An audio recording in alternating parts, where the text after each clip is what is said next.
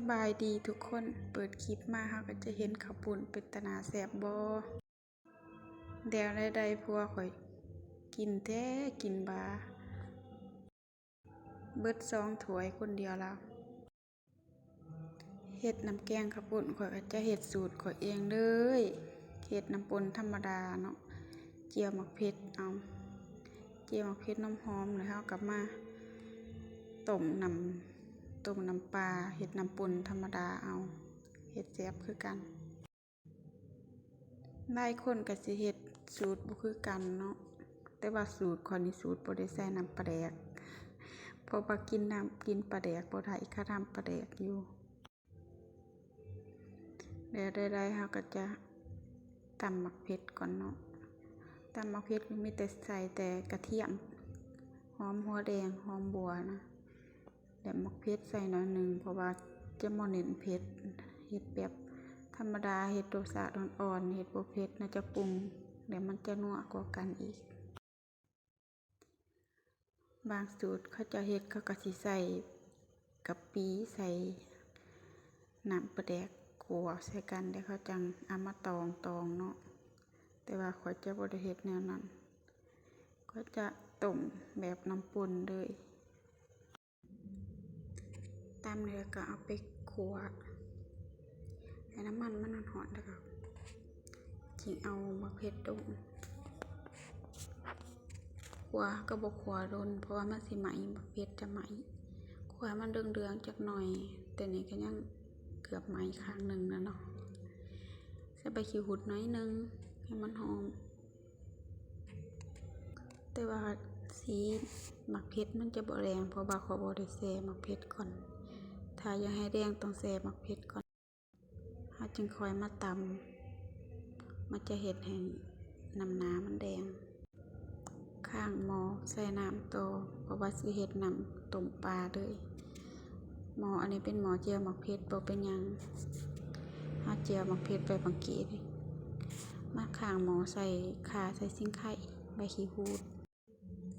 ต้มน้ำให้หม้อฟดๆจังเอาปลามาลงถ้าหม้อบ่ฟดปลามันจะขาวพอดีน้ำฟดขึ้นพอดีเนาะไม่ได้ก่อนจะเอาปลาลงให้น้ำฟดมันจึงบ่ขาวจะเฮ็ดให้น้ำแกงเฮาหอมแซ่บก็มีตีนไก่มาใส่พร้อมก่อนเดือดบ่ได้ใส่เพราะว่าบ่มีไผกินก่อนเดือดเฮ็ดกิน2ผัวเมียส่วนตัวข้อยมักตีนไก่เลยเอาตีนไก่มาใส่น้ำแต่ว่าคุณสามีข้อยบ่กินดอกตีนไก่มีแต่ข้อยกินคนเดียวข้อยเฮ็ดน้ำแกงใส่หม้อแดงเอาเพราะว่ามันจะกาถือค่ะนะข้าวปุ้น2 โลกับ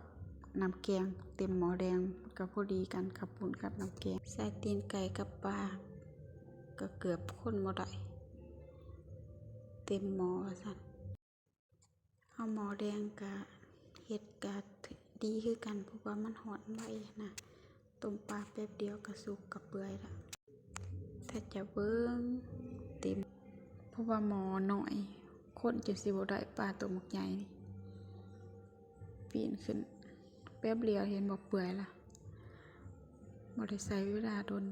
ถ้าเฮาเอาปลานิ่นเฮ็ดบางคนก็มักเอาปลาป๋องเฮ็ดเห็นน้องสาวมันเฮ็ดเอาปลาป๋องมาเฮ็ดก็แซ่บพอกินอยู่แต่ว่าข้อยบ่ฮู้สูตรวิธีเฮ็ดปลากระป๋องหั่นน่ะเอาปลากระป๋องมาขัวมาต้มแล้วข้อยบ่ฮู้วิธีเฮ็ดส่วนใหญ่ก็จะเอาแต่ปลานิ่นเฮ็ดเนาะในระหว่างที่ต้มปลานิ่นก็สิมาซอยปีท่าปีจะเป็นปีกล้วยตานีอันนี้จะแซ่บกว่าปีกล้วยน้ำว้าอ่อนๆนึงหัวน้อยๆก็แน่นเติบแล้วเอามาซอยกับพอดีได้กับเป็นถ้วยพุ่นละได้เติบซอยก็เอามีดอันนี้ด้วยซอยด้วยฟานอ่อนคันบ่อยากให้มันไม่ได้เฮาพานใส่น้ำหั่นเอาเกลือลงใส่น้ำถ้ามีมะนาวก็เอามะนาวใส่อ่อนๆนึงเป็นตาแซ่บตะวะเลือกปีกล้วยตานีผู้ใดจะเอาปีใส่หั่นนะปีอื่นมันก็บ่แซ่บคือปีกล้วยตานีมันจะอ่อนมันจะแซ่บกว่าปีอื่นๆนะ ส่วนตัวจะหมักฟานหน่อยๆบางๆเวลาเราไปกินกับกระปุ่นมันก็จะอ่อนมันจะนัวเข้ากันกับกระปุ่นเลย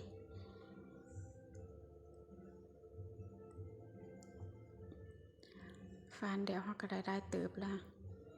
เด็แล้วก็เอาผักหอมมาใส่หอมดาบเอามาใส่บ่ให้มันดำบ่ให้ปีมันดำถ้าเราซอยไปโดนบางเทื่อใส่เกลือใส่อันนี้ให้มันก็อยากดำนะปีนะแล้วก็มาเบิ่งต้มปลาเราเกือบไหลแล้วก็เอามาบีเอาสีมันไหลเดียวแนมเบิ่งคือตัวน้อยเนาะแต่ว่ากับผู้ดีกับน้ำแกงหมอแดงเอาหมอหนึ่งกับข้าวปุ้น2 โดซื้อข้าวปุ้นมา2 โดปลานิ่นโด1ก็เกือบอยู่ว่าขุนขั้นผู้ใดบ่มักขุนก็เอาครึ่งหนึ่งก็ได้แต่ว่าค่อยมักน้ำแกงให้มันขุนมันจังแซ่บนะบางคนบากขุนได้ก็บ่แซ่บน้ำแกงข้าวปุ้นส่วนตัวมักขุนต้มใส่น้ำต้มใส่ตีนไก่มันก็เฮ็ดให้น้ำแกงข้าวปุ้นเฮาขุนคือกันเพราะว่ามันมัดนะเวลาเฮาต้มแล้วน้ำตีนไก่มันก็สิเปื่อยออก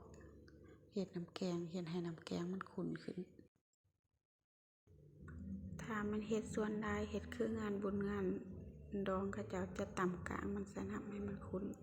แต่ว่าขอเอาแต่ศีลมันก็ขุ่นได้แล้วปลานิ่นนี่ก็โดดละ50บ่แต่ว่าขอซื้อมาตัวนี้บ่ฮอดโด35,000ก็พวกกินอยู่ตัวใหญ่เติบเป็นปลากระสังบ่แม่นปลาน้องศีลมันจะบ่ได้คือปลาอันนี้แต่ก็บ่มันเท่าปลากระสังเอามาเฮ็ดน้ำแกงข้าวปุ้นเฮาเอาปลาอันนี้มาเฮ็ดก็ได้แต่ว่าคันเอามาปิ้งเอาปลากระสังเอาปลาอันนั้นปลาน้องมาปิ้งมันจะแซ่บมันจะหอมก็บ่มันซ้ำปลาอันนี้มาใจเอาศีลปลามาตำเนาะตำบางคนก็ตำบ่ได้ส่วนตัวก็สิตำให้มันมุนๆเนาะมันจังขุนมันจังอันนี้เคี้ยวใส่กันแนมเบิ่งคือน้อยได้แต่ว่าตำได้เติบขุนสำหรับใส่หมูแดงเพราะว่าส่วนตัวเฮ็ดกินจะมักใส่หมูแดงมันจะหอนใบน้ำทันใจดีถ้าเราใส่หม้อแกงก็ได้อยู่แต่ว่าต้องในดังไฟส่วนใดจะเฮ็ดกินใส่หม้อแดงเอาอยู่เฮือนกิน2 คนครอบครัวหน่อย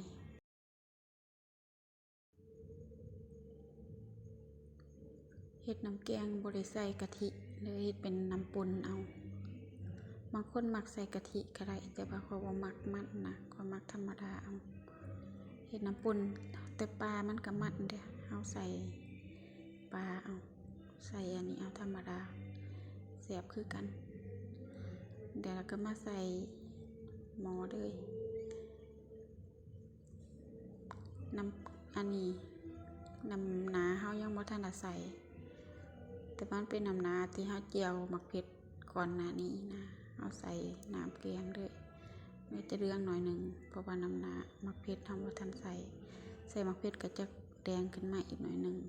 ส่วนตัวจะบ่มักน้ำหนาได้นะบ่มักมันบ่มักใส่น้ำหนาได้เฮ็ดน้ำป่นเฮาบ่ต้องใส่น้ำหนาได้ถ้าเพื่ออยากเอาสูตรนี้ไปเฮ็ดก็ได้เด้ออันนี้ก็จะเป็นกะปิใส่แทนปลาแดกได้เด้อส่วนตัวจะบ่ใส่น้ำปลาแดกกันนะจะใส่กะปิเอาเน้นขะโนเกลือแล้วก็น้ำปลาใส่น้ำตาลหน่อยนึงถ้ามันบ่นัวหรือบ่นั้นเฮาก็เติมน้ำปลาก็ได้ใส่น้ำปลาไปกับเกลือส่วนเน้นนักไปทางขะโนแล้วก็มาใส่หมักเผ็ดเจียวเดี๋ยวมันสีหนามันก็สิเป็นตาแสบขึ้นตึงใส่น้ำนาใส่หมักเผ็ดเจียวหน่อยหนึ่งข้าวกระปงดักมันเป็นอันนี้กระบอกเป็นยังเพราะว่ามันเป็นน้ำนาหน่อยหนึ่งเดี๋ยวมันก็เศร้าก็สิเป็นอันที่เสร็จทีเรียบร้อยแล้วเกี๊ยมเสิร์ฟละใส่น้ำนาสำนีพอดี สำหรับว่าเฮาเฮ็ดน้ำปนเอา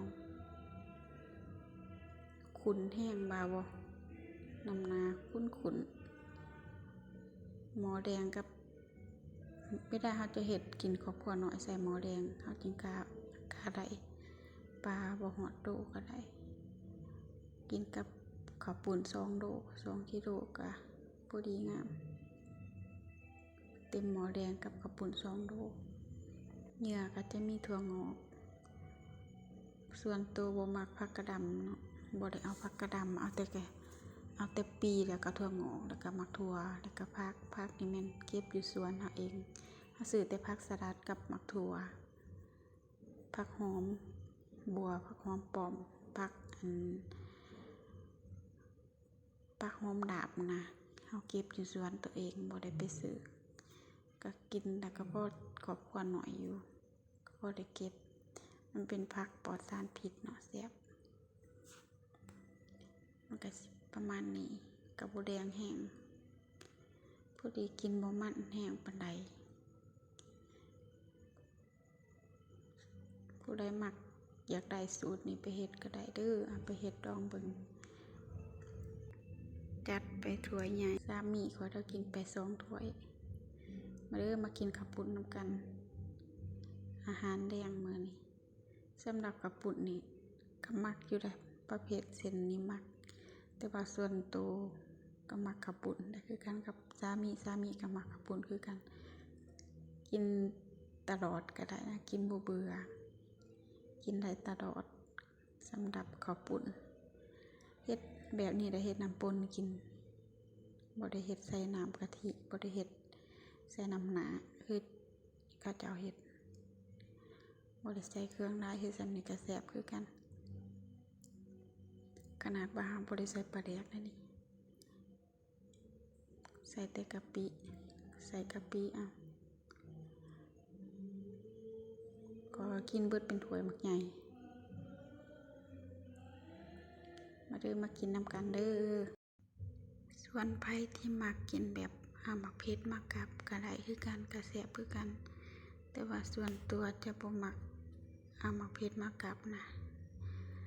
มากินแบบกินผักกับปุ้นแล้วก็แซ่บคือกันเวลาเฮากินมันก็บ่ทรมานบ่เผ็ดบ่แซ่บท้องแห้งนะบ่าวเดียวกับปุ้นนี่ก็เป็นเมนูโปรดของสามีข้อยคือกันเพราะว่าเรามากกันบ่าวเดืองกับปุ้นบ่มีปฏิเสธอันนี้ก็แม่นผักเฮาปลูกเองเขียวงามขนาดความกำลังงามผักโหระพาเขียวปลูกเองเฮากินอยู่ในสวนครัวบ่ได้ใส่ปุ๋ยบ่ได้ใส่น้ำหมักอิหยังปลูกธรรมชาติก็แซ่บเฮาซื้อแต่ผักตัวเฮาบ่ได้ปลูกแล้วก็จบคลิปไปเพียงเท่านี้บ๊ายบาย